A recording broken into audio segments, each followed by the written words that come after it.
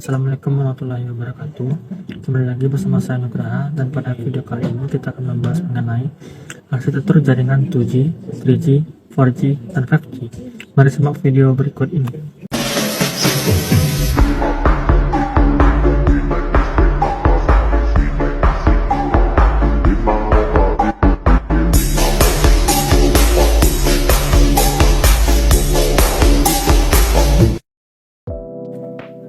Yang pertama adalah jaringan 2G atau jaringan GSM, Global System for Mobile Communications, merupakan jaringan generasi kedua yang memungkinkan komunikasi nirkabel antar perangkat.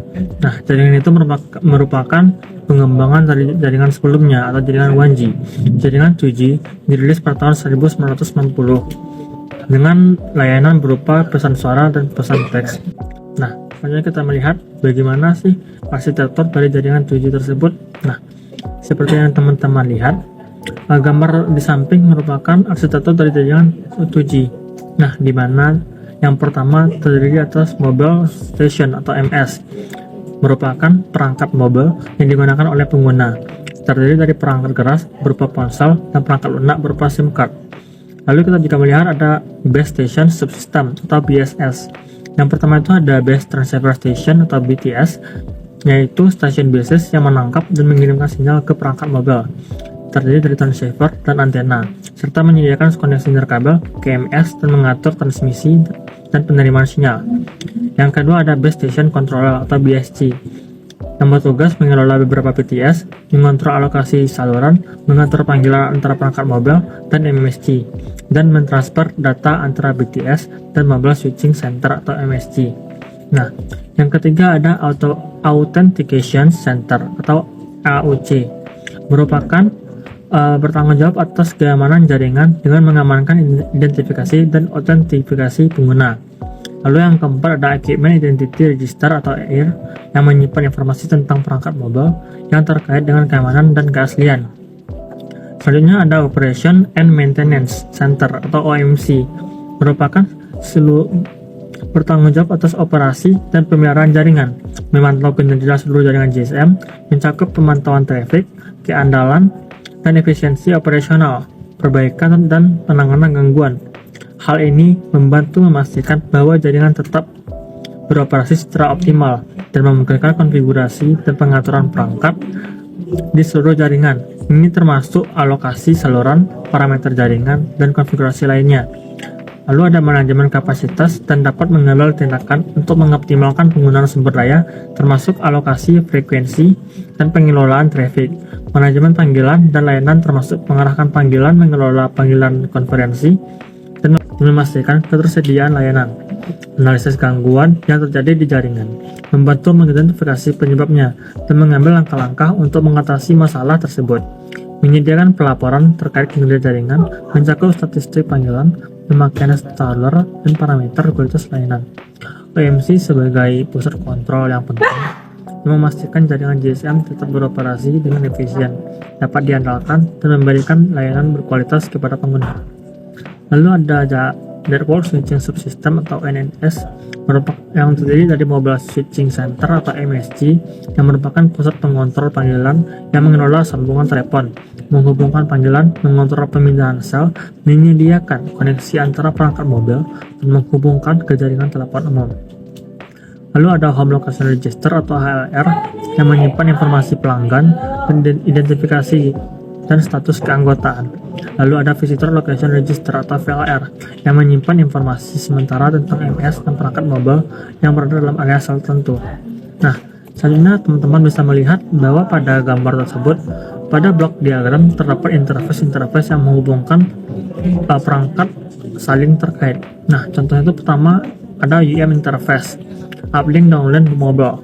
Interface ini digunakan untuk transmisi data antara mobile station atau MS dan base transceiver station atau BTS. Uplink mengacu pada arah sinyal dari MS ke BTS, sedangkan downlink sebaliknya. Lalu ada ABIS interface yang menghubungkan antara Base Station Controller, BSC, dan BTS. Ini bertanggung jawab untuk pengaturan alokasi saluran dan transfer data. Lalu ada A interface yang menghubungkan antara BSC dan Mobile Switching Center. Interface ini memungkinkan kontrol pengenalan dan pemindahan sel. Lalu ada GB interface yang menghubungkan antara BSS dan MSC. Pada sisi jaringan, data digunakan untuk mentransfer data GPRS, General Packet Radio Service.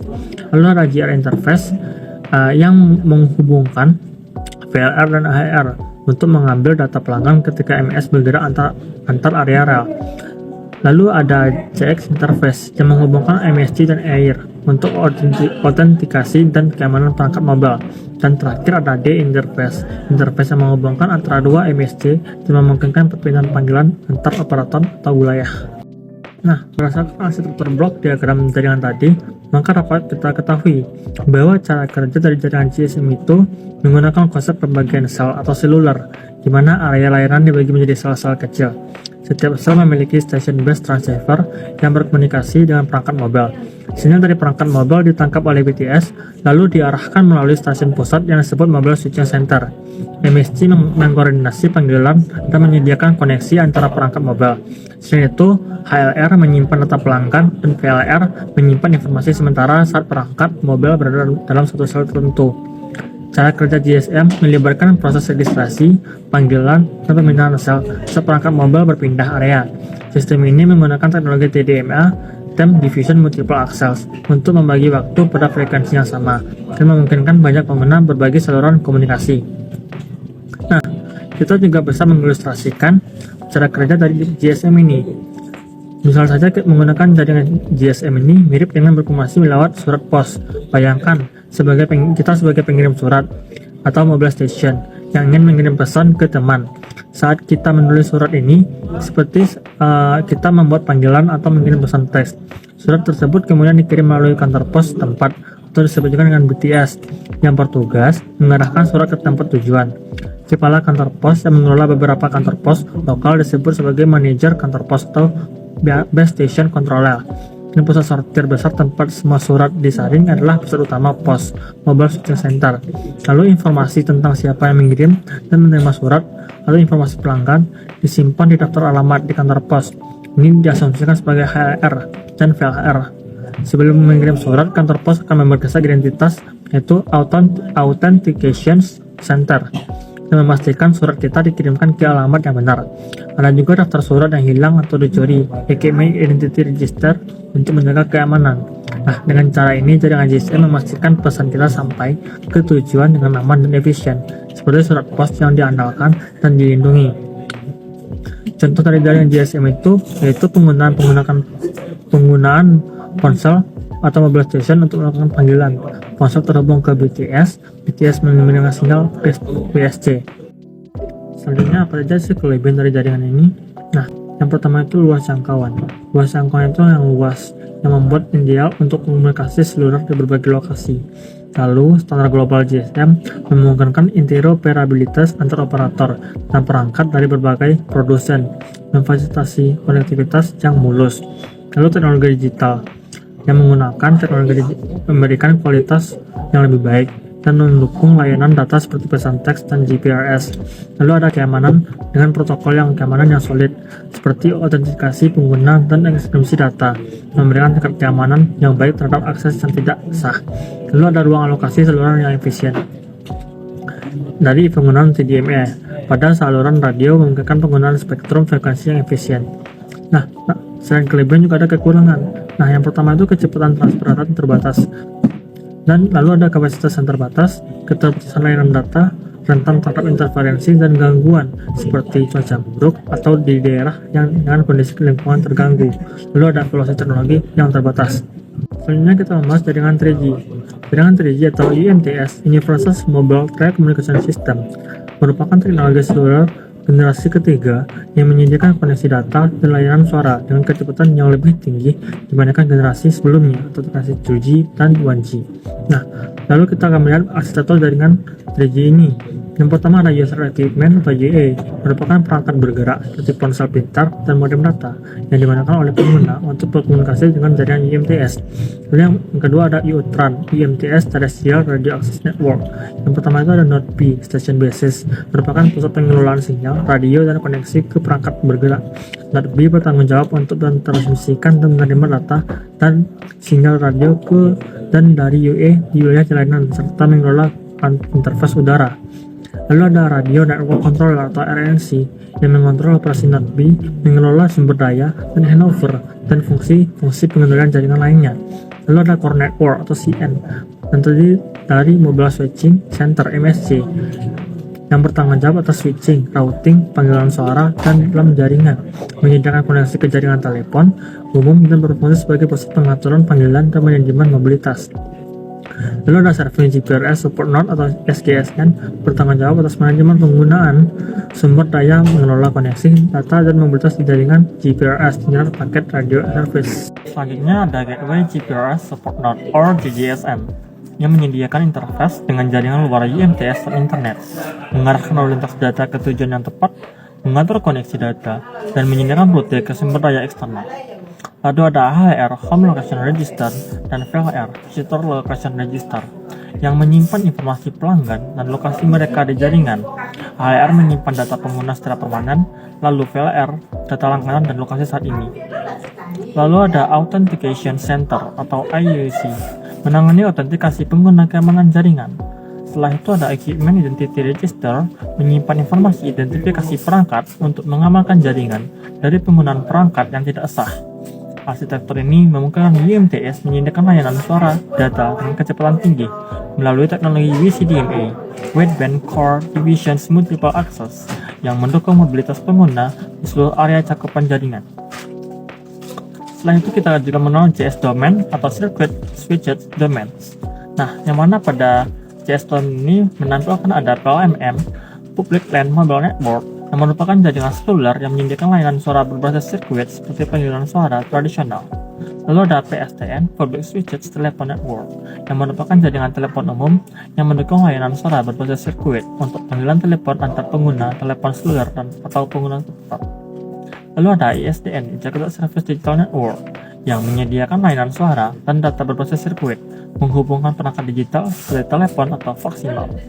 Setelah itu ada juga PS Domain, Packet Switched Domain. Nah, pada paket switched domain ini merupakan menyediakan jaringan internet yang merupakan jaringan global yang menggunakan teknologi paket untuk mentransmisikan data, termasuk layanan data seperti browsing web, email, dan aplikasi online.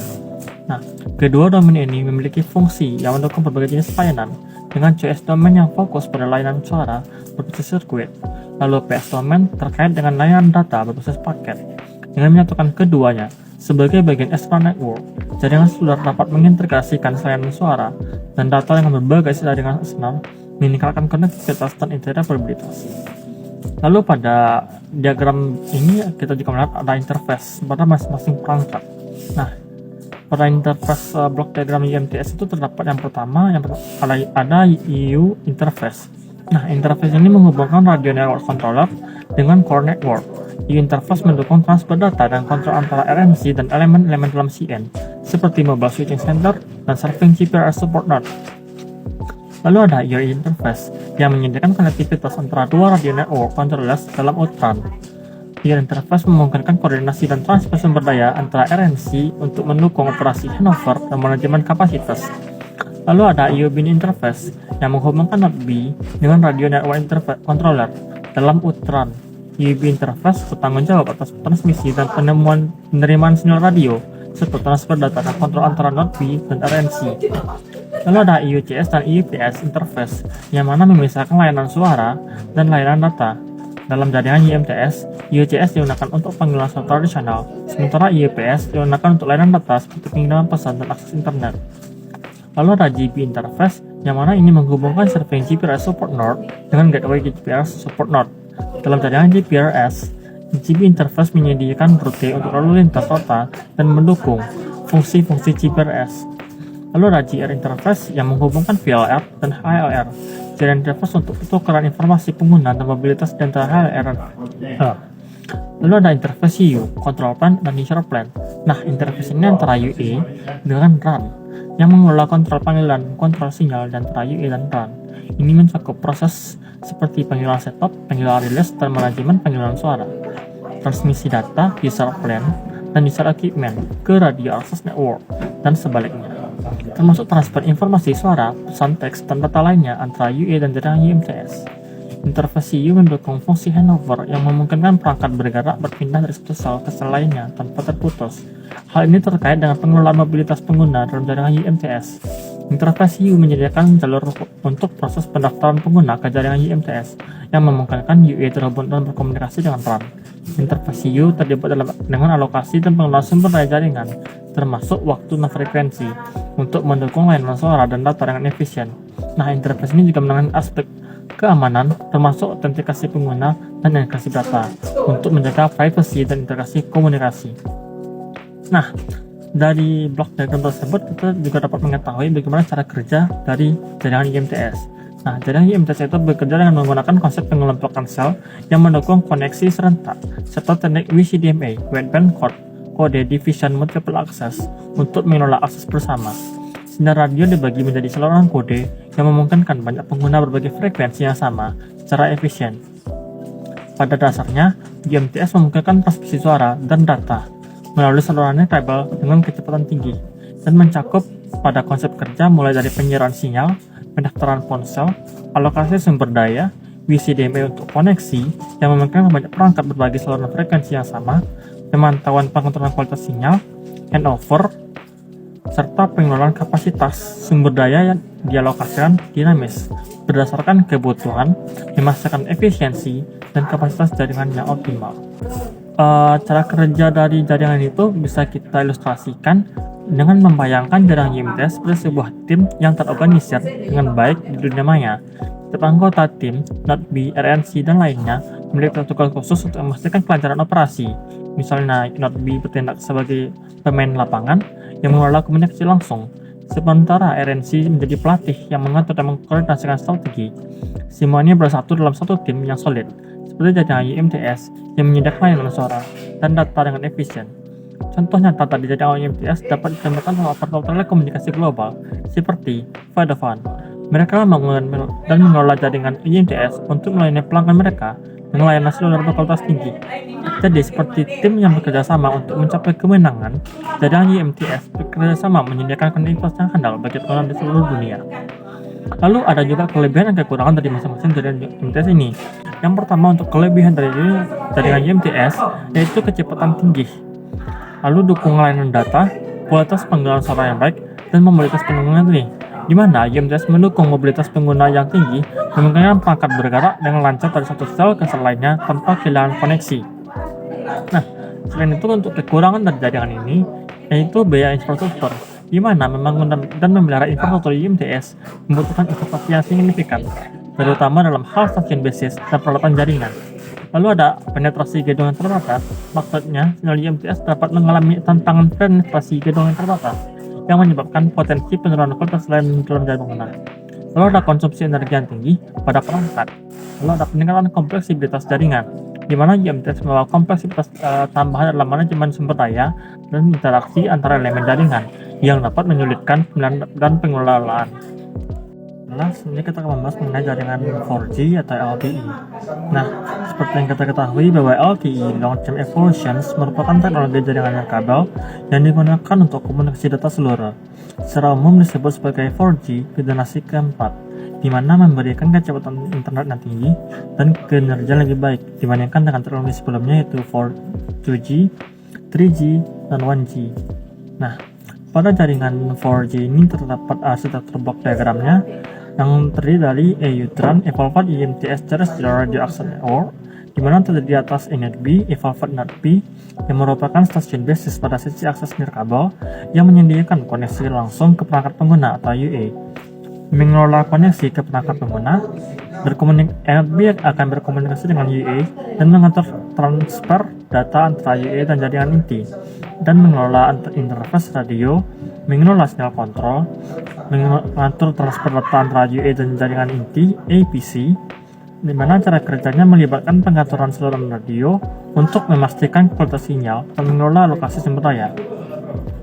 Lalu ada juga UA atau User Equipment yang merupakan perangkat pengguna seperti smartphone atau modem yang terhubung ke jaringan LTE.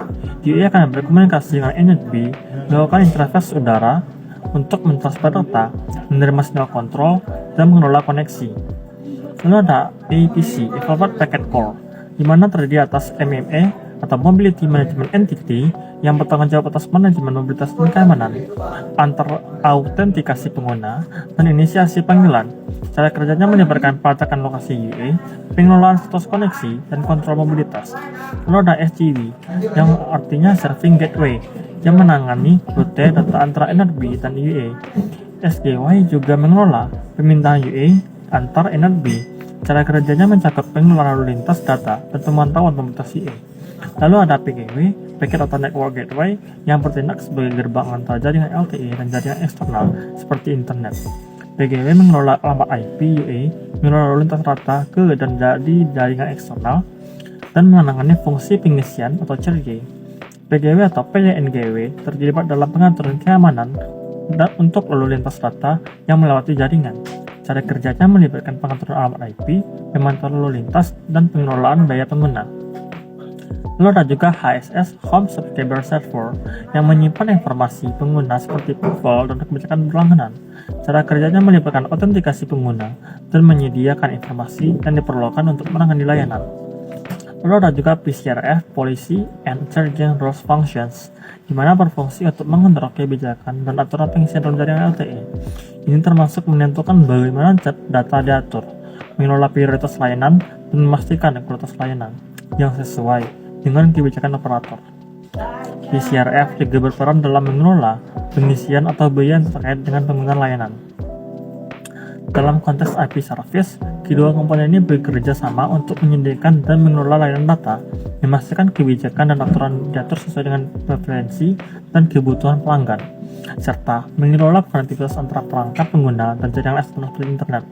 Nah, pada gambar juga dapat kita lihat ada evolusi jaringan, di mana terdiri atas Jiran Neutron, GSM, or UMTS Terrestrial Radio Access Network, di mana pada awalnya jaringan seluler menggunakan teknologi GSM atau Jiran dan UMTS atau Utron untuk menyediakan layanan suara dan data. Jiran mendukung layanan suara, sedangkan Utron memperkenalkan layanan data berkecepatan tinggi. Lalu ada juga dengan CSCN, Circuit Switched Core Network, yang merupakan bagian inti dari jaringan yang mendukung layanan sirkuit switched seperti panggilan suara tradisional, terutama relevan untuk layanan suara yang mengharuskan pembukaan jalur khusus selama panggilan.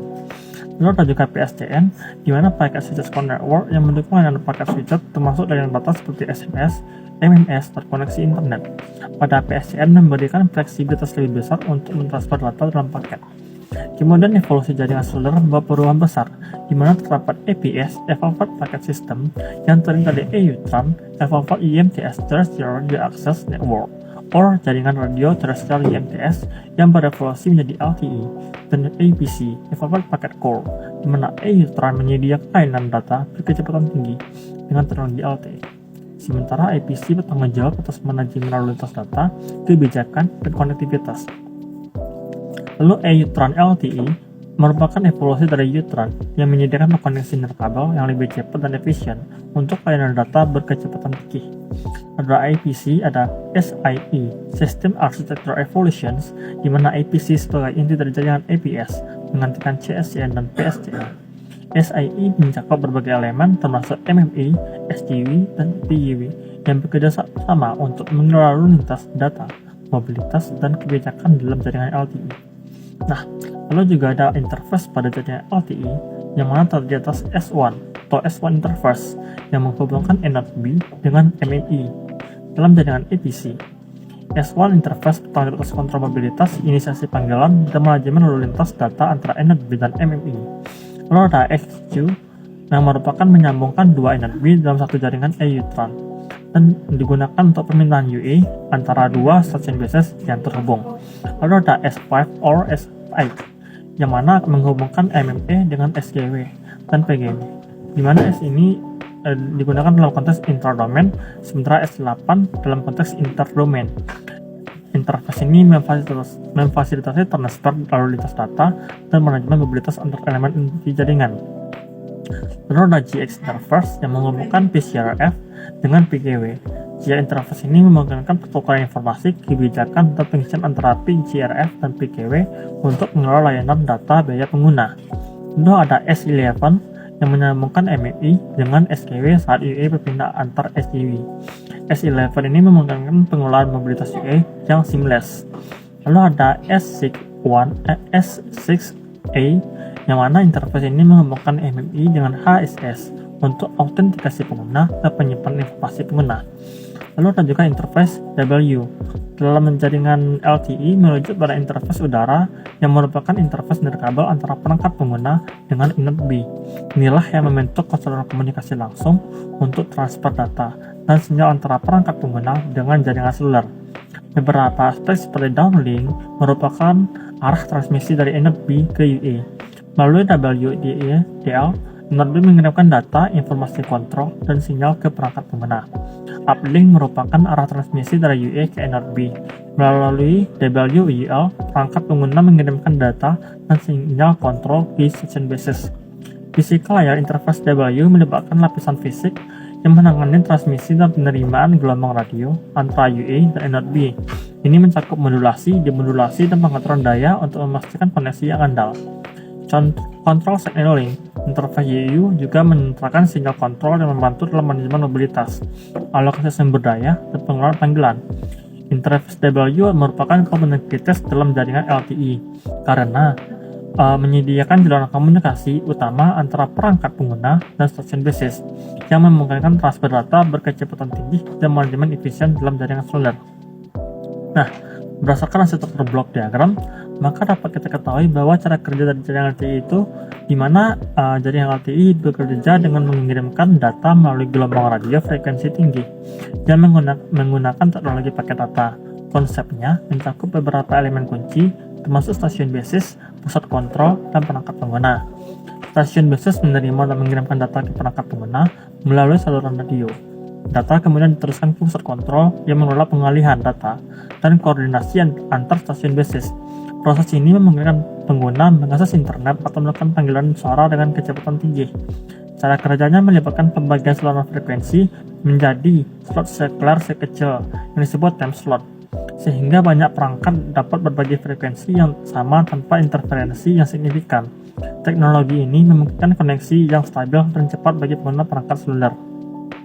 Nah, cara kerja itu bisa kita ilustrasikan dengan membayangkan jaringan LTE seperti sistem pengiriman pesan ekspres, di mana inlet B diibaratkan sebagai pusat distribusi pesan, sedangkan perangkat pengguna sebagai pelanggan yang mengirim dan menerima pesan. Contoh jaringan LTE bisa dibandingkan dengan mengirimkan pesan teks. Ketika kita mengirim pesan, inlet B memproses dan mengirimkan ke tujuan yang kecepatan tinggi, seperti jaringan data LTE yang cepat. Sebaliknya, ketika kita menerima pesan, maka inlet B menyampaikan ke perangkat kita dengan cepat dan efisien. Contoh jaringan LTE terkenal merupakan jaringan L4G yang sedang oleh operator seluler seperti Verizon atau Telkomsel. Mereka menawarkan koneksi LTE untuk menyebarkan layanan data berkecepatan tinggi kepada pelanggan mereka yang memungkinkan akses internet cepat dan pengalaman seluler yang lebih lancar. Selanjutnya, pada jaringan LTE ini terdapat kelebihan dan kekurangannya, di mana untuk kelebihannya yaitu kecepatan yang tinggi. LTE menyediakan koneksi data berkecepatan tinggi yang memungkinkan pengguna untuk mengakses internet dengan lebih cepat dibandingkan teknologi sebelumnya. Lalu ada latensi yang rendah, di mana waktu respon yang lebih cepat, lalu kapasitas lebih besar, efisiensi spektrum yang memanfaatkan spektrum frekuensi yang lebih efisien, meningkatkan kapasitas jaringan dan kinerja keseluruhan. Lalu juga mendukung layanan beragam, di mana pada LTE ini mendukung layanan seperti layanan suara dan data, serta mendukung pengembangan layanan baru seperti IoT atau Internet of Things. Lalu kekurangannya dengan infrastruktur yang mahal, pembangunan dan pemeliharaan infrastruktur LTE memerlukan investasi finansial yang besar.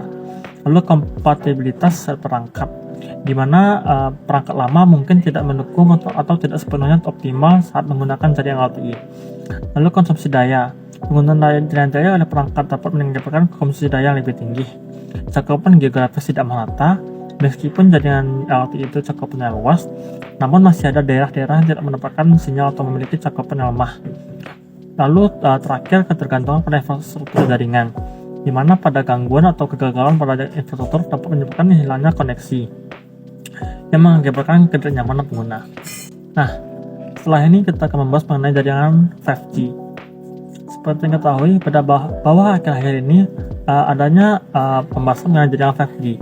Jaringan 5G itu merupakan generasi kelima teknologi seluler yang memberikan kecepatan internet yang lebih tinggi, keterhubungan yang lebih baik, dan mendukung perkembangan teknologi seperti Internet of Things dan mobile virtual reality.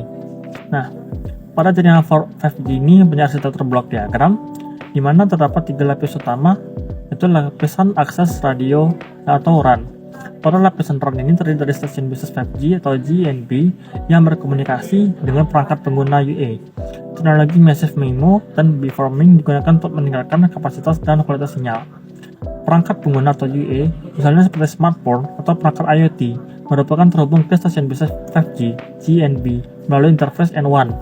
Lalu stasiun basis 5G GNB bertanggung jawab untuk mengelola koneksi dengan perangkat pengguna menggunakan teknologi seperti Massive MIMO dan beamforming untuk meningkatkan kapasitas dan kualitas sinyal. Stasiun ini terhubung ke fungsi inti jaringan melalui interface N2. Lalu ada lapis kontrol inti atau core yang merupakan fungsi inti jaringan termasuk akses dan mobility management function atau AMF, session management function, dan user plan functions. Nah, ini mengatur koneksi, manajemen mobilitas, dan routing data. Akses dan mobility management functions mengelola mobilitas pengguna dan memberikan otorisasi. Lalu session management function mengelola sesi koneksi pengguna dan mengarahkan lalu lintas ke fungsi inti lainnya. Lalu ada user plan function yang menangani lalu lintas data pengguna dan mengirimkan ke tujuan yang benar, terhubung dengan stasiun basis melalui interface N3. Lalu ada lapis penyedia layanan service provider yang terfokus pada layanan yang disediakan kepada pengguna, termasuk Internet of Things, augmented reality, dan layanan broadband. Network slicing memungkinkan pemotongan jaringan virtual untuk akses penggunaan tertentu juga dimasukkan di sini. Network slicing, konsep virtualisasi yang memungkinkan pembentukan potongan jaringan terpisah untuk kasus penggunaan tertentu, memberikan fleksibilitas dan efisiensi dalam menyediakan layanan berbeda. Blok diagram jaringan 5G terdiri dari beberapa komponen utama. Yang pertama mendapatkan perangkat pengguna atau user equipment yang merupakan perangkat seperti smartphone atau IoT device. Selanjutnya ada Node B atau stasiun basis yang berkembang menjadi G-Node B dalam konteks 5G. Kemudian terdapat fungsi inti jaringan core network function seperti access and mobility management functions, session management functions, and user interface functions. Fungsi ini berperan dalam mengelola mobilitas pengguna, mengatur sesi, dan mengarahkan lalu lintas data. Penting juga untuk mencakup fungsi virtualisasi dan network slicing yang memungkinkan pembentukan potongan jaringan terpisah untuk penggunaan yang berbeda. Selain itu, konsep virtualisasi seperti Network Function Virtualization atau NPV digunakan untuk membuat jaringan lebih fleksibel, mudah diatur. Semua ini bekerja sama untuk membentuk arsitektur 5G yang mendukung konektivitas tinggi dan latensi rendah, serta beragam layanan. Nah, pada jaringan 5G ini terdapat implementasi seperti standalone, di mana dalam metode ini jaringan 5G berdiri sendiri tanpa ketergantungan pada jaringan 4G. Nah, standalone terdiri atas 58 core, 5 fungsi inti jaringan AMF, SMF, dan UPF. Khusus untuk 5G diimplementasikan ini memberikan kemampuan penuh 5G dan merupakan langkah menuju jaringan 5G yang lebih murni. Kemudian ada non-standalone, di mana pada mode ini memanfaatkan jaringan 4G yang sudah ada sebagai basis dan menambahkan fitur 5G, di mana fungsi inti jaringan 4G digunakan bersama-sama dengan fungsi inti 5G, sehingga 5G bergantung pada 4G untuk beberapa aspek. NSA terdiri atas 46 core, ini memungkinkan peluncuran cepat 5G dengan memanfaatkan infrastruktur 4G yang sudah ada. Kedua mode ini memberikan fleksibilitas bagi operator jaringan untuk mengadopsi 5G sesuai dengan kondisi dan persatuan implementasi mereka. Standalone 4G memberikan semua keuntungan teknologi 5G secara penuh, sementara non-standalone 5G memungkinkan transisi bertahap dari 4G ke 5G. Lalu ada interface untuk jaringan ini. Yang pertama itu ada N2 interface yang menghubungkan antara stasiun basis G-Node B dan fungsi inti jaringan seperti access and mobility management function. Lalu ada N3 interface yang menghubungkan antara stasiun basis GNB dan user plan functions untuk transfer data pengguna. Lalu ada N1 interface yang merupakan interface perangkat antara perangkat pengguna dan stasiun basis GNB. Lalu ada N4 interface menyediakan koneksi antara fungsi inti, khususnya antara akses and mobility management function dan session management function. Lalu ada NC interface yang menghubungkan antara dua user plan function untuk mendukung distribusi lalu lintas dan load balancing. Nah, jaringan 5G ini memiliki cara kerja. Nah, di mana konsepnya itu jaringan 5G beroperasi dengan menggunakan frekuensi gelombang radio yang lebih tinggi dan efisien, yang memungkinkan transfer data yang lebih cepat. Konsep utamanya melibatkan implementasi teknologi seperti Massive MIMO, multiple input, multiple output, beamforming, and network slicing untuk meningkatkan kapasitas dan efisiensi jaringan. Teknologi ini memungkinkan penggunaan spektrum frekuensi yang lebih luas dan mempercepat transmisi data antara perangkat dan stasiun basis. Nah, bisa kita ilustrasikan seperti membayangkan jaringan 5G seperti jalan raya yang super cepat yang menghubungkan kota-kota mobil perangkat pengguna dapat bergerak dengan kecepatan tingginya bandwidth dan sinyal lalu lintas diatur secara cerdas seperti teknologi beamforming dan Massive MIMO untuk memastikan kelancaran perjalanan kota sinyal. Contoh jaringan 5G ini ditemui pada implementasi di kota-kota besar, stadion olahraga, atau area dengan kebutuhan perangkat tinggi. Misalnya penerapan 5G di pusat kota yang memungkinkan streaming video 4K tanpa lag, mendukung teknologi Smart City, memungkinkan konektivitas tinggi untuk berbagai perangkat IoT. Jaringan 5G ini memiliki kaitan erat dengan Internet of Things atau IoT dengan kaitan Artificial Intelligence, di mana pada IoT, 5G memungkinkan konektivitas yang lebih cepat dan andal untuk wujudkan perangkat IoT dengan kecepatan tinggi dan latensi yang rendah. 5G mendukung pertukaran data yang seketika antara perangkat, memungkinkan implementasi IoT yang lebih efisien dan responsif. Lalu pada AI, Artificial Intelligence memanfaatkan data besar dari perangkat dan sensor. Dengan kecepatan tinggi pada 5G, data dapat dikirim dan diproses dengan cepat, yang memungkinkan sistem Artificial Intelligence merespon dalam waktu nyaris real time. Ini ditetapkan dalam berbagai konteks, mulai dari kendaraan otonom hingga analisis data cerdas di Smart City atau Autonomous Vehicles. Lalu ada kelebihan dari jaringan 5G, yaitu kecepatan tinggi, latensi rendah, kapasitas lebih besar, teknologi beamforming, dan Massive MIMO yang meningkatkan efisiensi dan kualitas sinyal, serta network slicing. Lalu untuk kekurangannya, infrastruktur yang mahal, jangkauan dan penetrasi sinyal gelombang frekuensi tinggi digunakan 5G untuk jangkauan lebih pendek. Lalu ketergantungan pada infrastruktur 4G seperti pada non-standalone, serta potensi isu keamanan, yang mana ini tuh memicu para hacker untuk meretas jaringan ini. Oke, baiklah, mungkin hanya itu penjelasan arsitektur blok diagram dari saya. Kurang lebihnya saya mohon maaf. Wassalamualaikum warahmatullahi wabarakatuh.